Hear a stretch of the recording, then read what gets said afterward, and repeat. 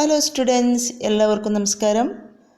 Class 2-ൻ്റെ അർദ്ധവാർഷിക മൂല്യനിർണ്ണയം 2023-24 ഉദ്ഗ്രഥനം 2-ാം ദിവസം ചോദ്യപേപ്പറാണെന്ന് discuss ചെയ്യുന്നത്. പ്രവർത്തനം 6. സിംഹരാജൻ്റെ പിറന്നാൾ. സിംഹരാജൻ്റെ പിറന്നാളിന് വൈകിയാണ് ആമച്ചാർ എത്തിയത്. അത് കണ്ട് തത്ത പറഞ്ഞു, എന്താ ആമച്ചാരെ വൈകിയത്? ആമ, എനിക്ക് നിന്നെപ്പോലെ പറക്കാൻ കഴിയില്ലല്ലോ. പിറന്നാളിന് വന്ന ജീവികളെ സഞ്ചാര രീതിക്കനുസരിച്ച് തരംതിരിച്ചെഴുതൂ. ഇഴയുന്നവ, പറക്കുന്നവ, നടന്നു വരുന്നവ. കൂട്ടുകാരെ ചിത്രം നിരീക്ഷിക്കൂ. തത്ത തത്ത പറക്കുന്നവ, പൂമ്പാറ്റ പറക്കുന്നവ, മാന് നടക്കുന്നവ, പാമ്പ് ഇഴയുന്നവ, കാക്ക പറക്കുന്നവ, ഉറുമ്പ് നടക്കുന്നവ, പല്ലി ഇഴയുന്നവ, അണ്ണാൻ നടക്കുന്നവ, മുയൽ നടക്കുന്നവ, ഒച്ച് ഇഴയുന്നവ. പ്രവർത്തനം 7. പൂക്കൂട. കൊട്ടാരം അലങ്കരിക്കാൻ പൂക്കൂടകളിൽ നിറയെ പൂക്കളുമായാണ് ചിങ്കൻ കുരങ്ങൻ വന്നത്. ഓരോന്നിലും നീലയും ചുവപ്പും പൂക്കളുണ്ട്. മക്കൾ ഒന്നാമത്തെ കൂട ശ്രദ്ധിക്കൂ. 96 പൂക്കൾ. രണ്ടാമത്തെ കൂടയിൽ 84 പൂക്കൾ. മൂന്നാമത്തെ കൂടയിൽ 78. നാലാമത്തെ കൂടയിൽ 67. അഞ്ചാമത്തെ കൂടയിൽ 54 പൂക്കളുണ്ട്. ഓരോന്നിലും നീല ചുവപ്പ് നിറത്തിലുള്ള പൂക്കൾ എത്ര വീതമാക്കാം? എല്ലാവരും ശ്രദ്ധിക്കൂ. ഒന്നാമത്തെ കൂടയിൽ 96 പൂക്കളുണ്ട്. അതിൽ നീലപ്പൂവ് 45. ബാക്കി ചുവപ്പ് പൂവ് എത്രയുണ്ടാവും? 96-ന്ന് 45 കുറച്ചാൽ 51. ചുവപ്പ് 51 കിട്ടും. അടുത്തത് 84. അത് നമുക്ക് എങ്ങനെ എഴുതാം? നീല 80-ഉം ചുവപ്പ് 4-ഉം. ടോട്ടൽ 84 പൂക്കളുണ്ട്. നെക്സ്റ്റ് വൺ 78 പൂക്കളുണ്ട്. അതിൽ ചുവപ്പ് 36 എന്ന് തന്നിട്ടുണ്ട്. ബാക്കി നീലപ്പൂവ് എത്രയുണ്ടാവും? 78-ന്ന് 36 കുറക്കുക.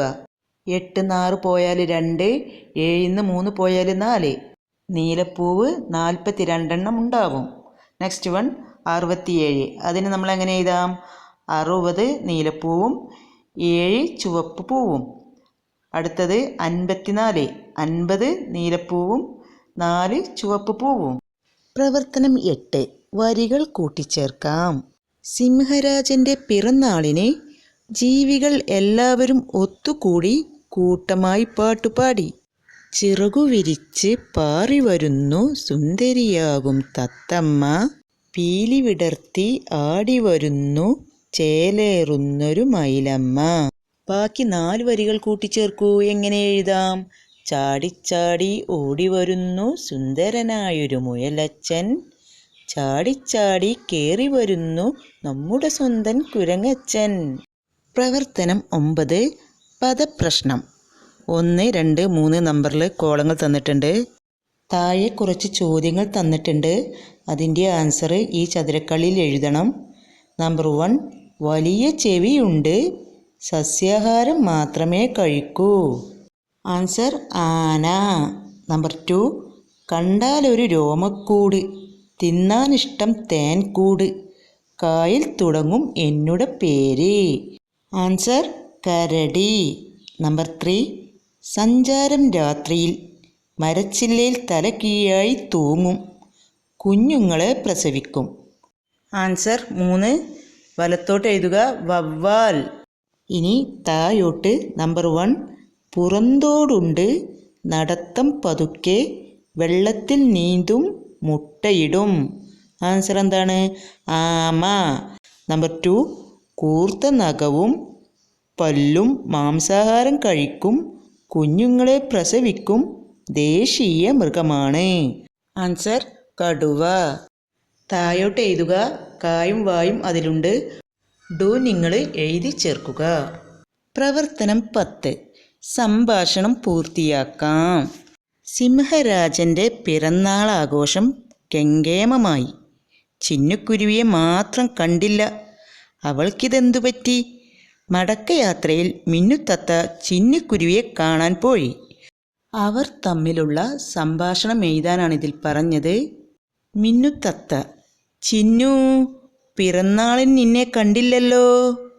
ചിന്നുക്കുരുവി: ഇന്നലത്തെ കാറ്റിലും മഴയിലും എൻ്റെ കൂട് തകർന്നുപോയി.